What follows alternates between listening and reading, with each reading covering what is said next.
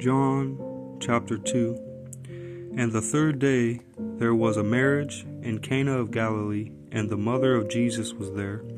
And both Jesus was called, and his disciples to the marriage. And when they wanted wine, the mother of Jesus saith unto him, They have no wine. Jesus saith unto her, Woman, what have I to do with thee? Mine hour is not yet come. His mother saith unto the servants, Whatsoever he saith unto you, do it. And there were set there 6 water pots of stone, after the manner of the purifying of the Jews, containing 2 or 3 firkins apiece. Jesus saith unto them, Fill the water pots with water. And they filled them up to the brim. And he saith unto them, Draw out now, and bear unto the governor of the feast. And they bare it.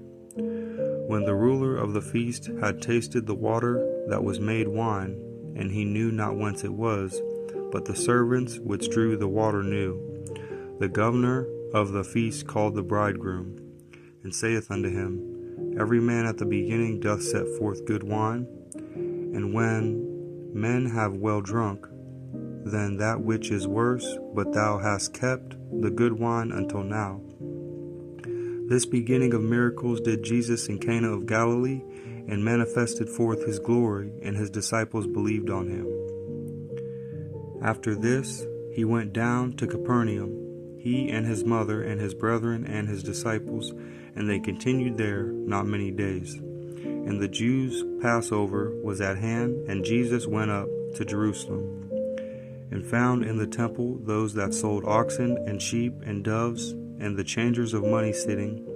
And when he had made a scourge of small cords, he drove them all out of the temple, and the sheep and the oxen, and poured out the changers' money, and overthrew the tables, and said unto them that sold doves, Take these things hence, make not my Father's house an house of merchandise. And his disciples remembered that it was written, The zeal of thine house hath eaten me up.